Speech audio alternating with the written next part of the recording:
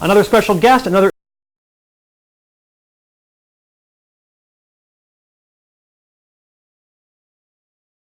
that way. Red Light. Marche, Red Light. I met him first time when he was the chef across the street when it was Gordon Restaurant. Gordon, right, back in the day. But now MK the restaurant and the DMK restaurants, correct? That's correct. Okay. So what do you think of when you think of black eyed peas? Well, you know, I think of hearty, I think of rich, I think of good solid bean pea product that works really well with other flavorful ingredients. My dish today is sort of a take on escarole and beans, done Southern style. All right, cool. So you ready to go? I'm ready to go. 15 minutes on the clock. Yep. As you know, 5 ingredients. We're going to talk about those in a second when you start working, but we're going to set 15 minutes on the clock and begin. All Great. right. Michael, you're the guest. What's your I'm strategy? going to get the escarole and bean part going. So that's going to be black-eyed peas, kale, some plum tomatoes, and smoked bacon. I'm going to start in the pan with smoked bacon and onions and let those cook and caramelize and render a little bit, and that'll give me a little bit of fat to cook the kale with. And Rick is also rendering fat, it looks like. What are you doing? I am doing bacon too. Exactly what we've got going over there. And what I'm going to do is to cook my black-eyed peas with that, because when I think of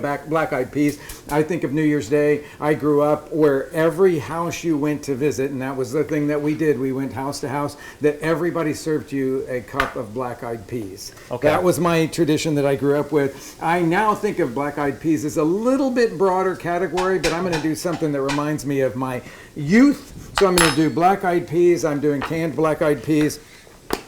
Jiffy, the good stuff mix, because this is what I grew up with, and so I'm going to make some little pancakes out of that, and pretty straightforward, delicious stuff. In both cases, using canned, you're not using the dried bucket. Well, no, much because easier. we got 15 minutes. I mean, it's really quick. Okay. Yeah, but you know, it is better actually, I think, when you cook them from scratch, just because you can get a really nice texture out of them that sometimes is missing in the canned ones. But I tell you that when you go into my pantry at home, I got a whole lot of canned beans, because that is something that's very useful for quick cooking. Okay, Michael, tell us what you started rendering some bacon, and you just added bacon. When I got a little bit of fat coated on the bottom of the pan, I added some thinly sliced julienne onions. And onions always have a little bit of sulfur that come off. It's kind of what makes us cry when we cut onions. And I just like to let that cook off a little bit before I add the tomatoes and kale. Okay. And are you just going to do this so they sweat, or are you going to really I'm going to try to get a little color. I've got the heat up, and I'm going to try to get a little color. Bacon and onions always such a great basis for a lot of things, right? It is, and especially with things like black-eyed peas,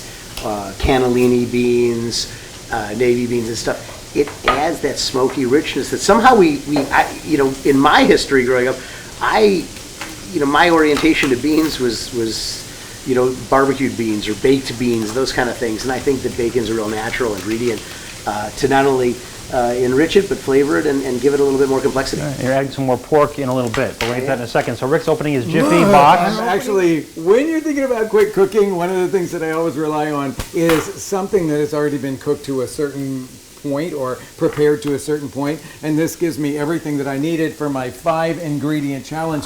And now all I have to do is put in an egg and some milk, and I'm done. I'm a little surprised there's no Chipotle's in adobo here. That's usually the shortcut. Okay, so you got an egg in there and some milk. A third of a cup of milk goes in here. Super easy, yeah? It is very easy. Now, Michael, what are you doing over here with the pork? I took a boneless pork loin chop. And it's so funny, in the grocery store, it's always listed as a boneless pork chop. Chop always meant bone to me. But you see, I brought a few slices already sliced that I just asked the butcher at the grocery if he could just slice from pork loin thinly. Okay. Here I sliced it myself, but it's nothing that somebody at home has to worry about. But once you slice it, I think everybody should have a meat mallet at home. Good trick here. You sliced open a Ziploc bag and made it in half, so you can cover it in half. Okay. Now pounding it. Now, if you don't have this, you can use just a rubber hammer, or even the back of a small saute pan. But this is really an inexpensive tool. They're sold almost everywhere. It's a meat mallet that has a little bit of spikes on one side and flat on the other side. And it just allows you to break down the cutlet a little bit, like if you were doing veal scallopini or pork cutlets. I don't mean to make the noise.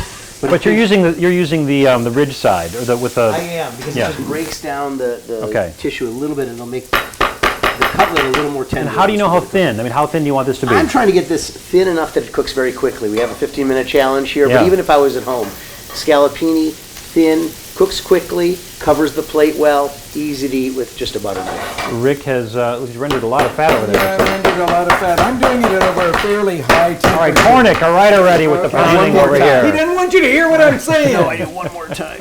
Okay. Yeah, let's see. You want to finish pounding it? It's almost done. Okay.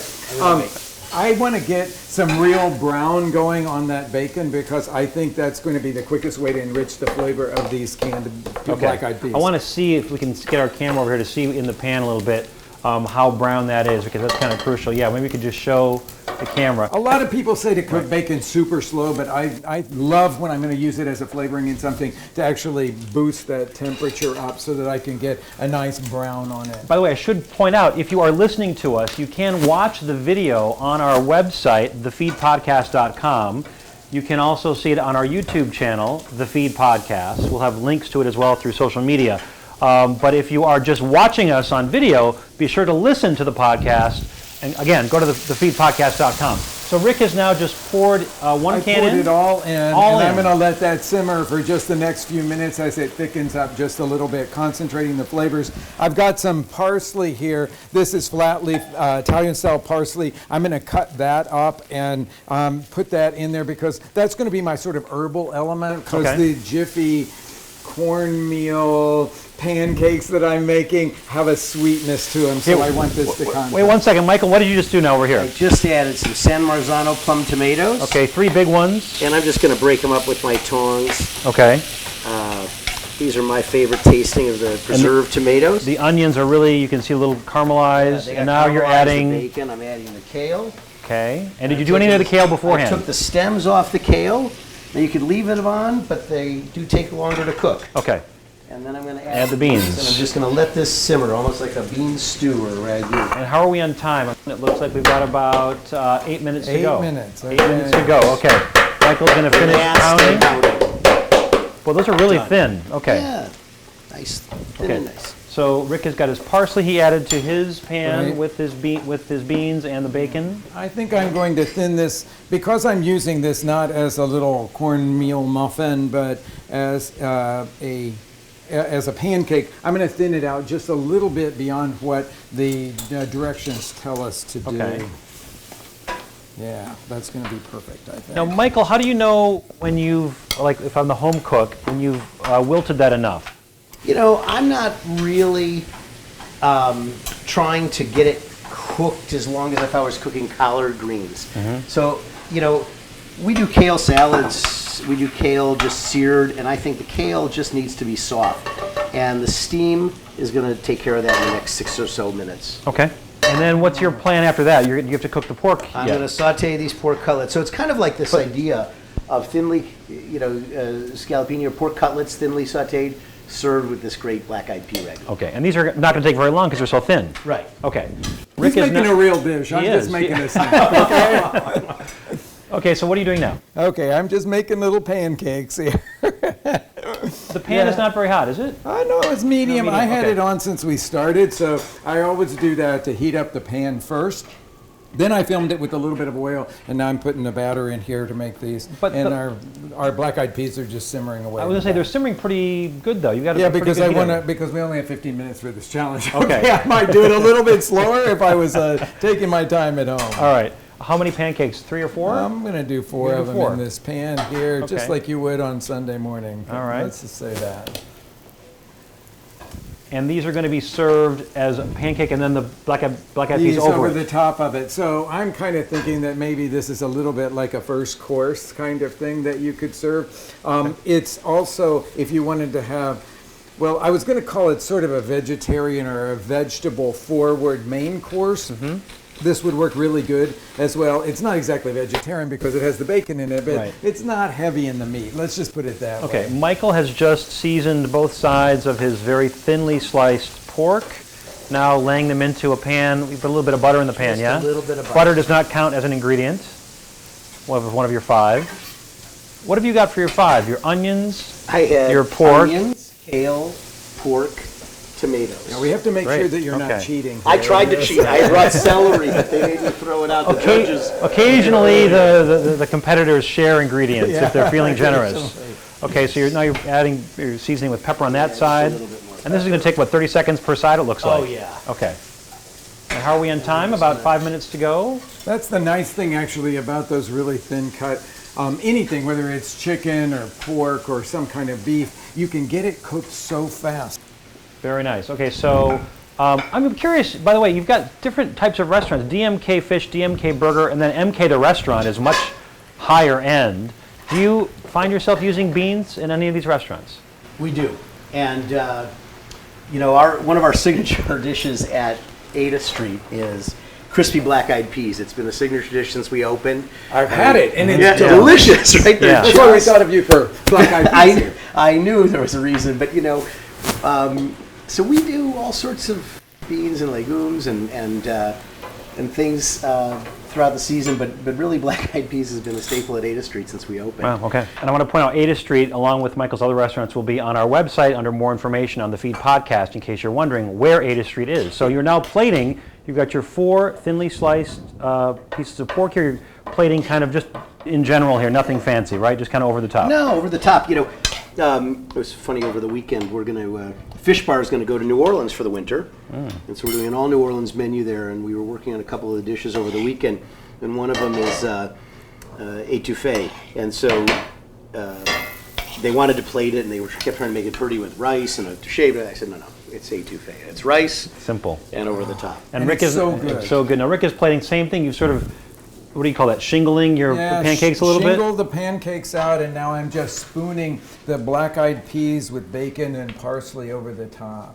Delicious. Gosh, both of these dishes. And you're coming in under 15 minutes. We are. We're not even going to go to 15 minutes, which is even better for the folks at home. They're going to love this. And fantastic. We have 2 minutes to go, And I but think really one plenty of of the time. other things with either of these ragouts, you can do it the day before. Yeah. Sometimes I think people are nervous that they have to make everything a la minute or right before we sit down or right before we eat.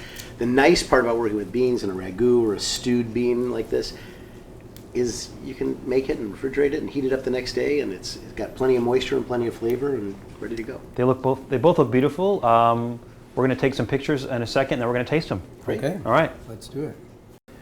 They look beautiful. They smell beautiful. Rick is ready to go with his I knife got and a fork. knife Okay. and a fork. I'm going to cut this up so that we can all taste it. I'll give you a Beautiful fork to taste. job Looks there, great. Michael.